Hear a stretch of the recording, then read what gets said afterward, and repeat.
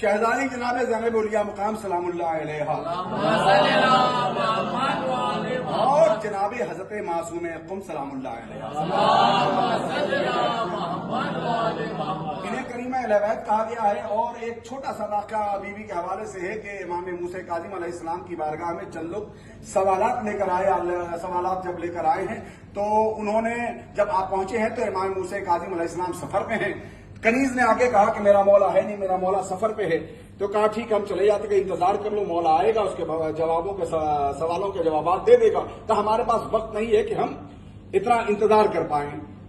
تو کنیز نے جا کے معصومہ سے کہا، معصومہ نے کہا کہ ان کے تمام سوالات لے کر آؤ۔ تمام سوالات لائے گئے اور معصومہ نے ایک ایک سوال کا جواب دیا۔ جب اس نے سوالوں کے جواب کو دیکھا تو مطمئن ہو کر وہ چلا گیا۔ جب قافلہ جانے لگا راستے میں امام موسیٰ کاظم علیہ السلام سے ملاقات ہوئی۔ امام موسیٰ کاظم علیہ السلام سے اس نے کہا کہ ہم آپ سے ملاقات کرنے کے لیے پورے جو اتنے لوگ تھے آپ کے بارگاہ میں ہم ملاقات کے کچھ سوالات لے کے گئے تھے۔ کلاؤ سوالات تمہارے کیا ہے؟ کہا کہ آپ کی بیٹی معصومہ نے اس کے جوابات دے دیے۔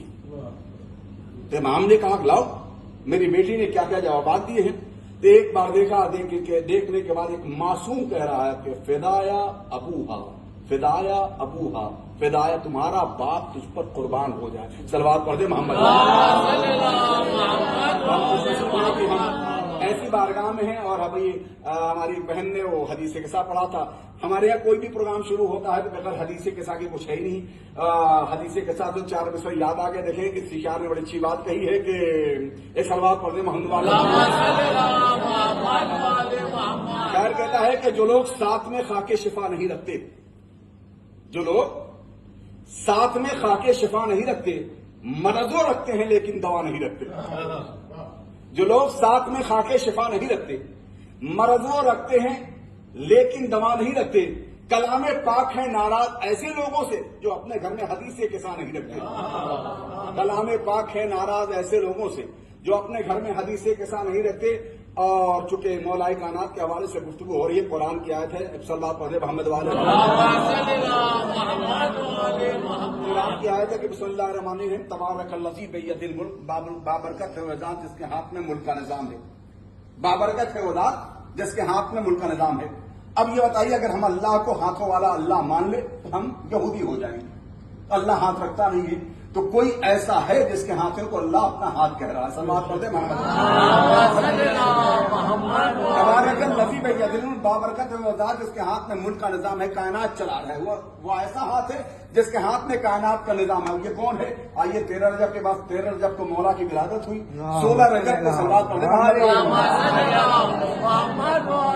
16 رجب کو حضرت ابو طالب کے گھر کائنات کے رسول کے ہاتھوں پہ کائنات کا امام آیا۔ آنے کے بعد اب طریقہ یہ ہوتا ہے کہ کس پر گیا ہے؟ بھائی پر گیا ہے، ماموں پر گیا ہے، چچا پر گیا ہے، باپ پر گیا ہے، ماں پر گیا ہے۔ لوگ آ کر پوچھنے لگے۔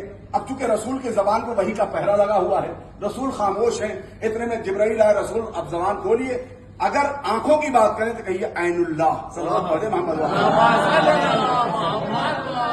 اگر آنکھوں کی بات کہیں تو عین اللہ، اگر زبان کی بات کہیں تو لسان اللہ، اگر چہرے کی بات پوچھے چہرہ کیسا ہے تو وجہ اللہ، اگر ہاتھوں کی بات کریں تو کہیے ید اللہ، صلوات پڑھ دے محمد۔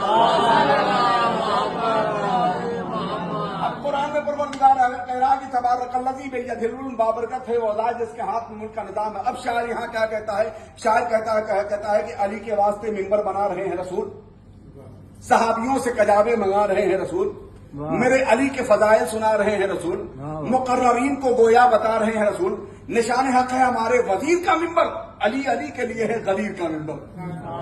صلوات پڑھ دے محمد۔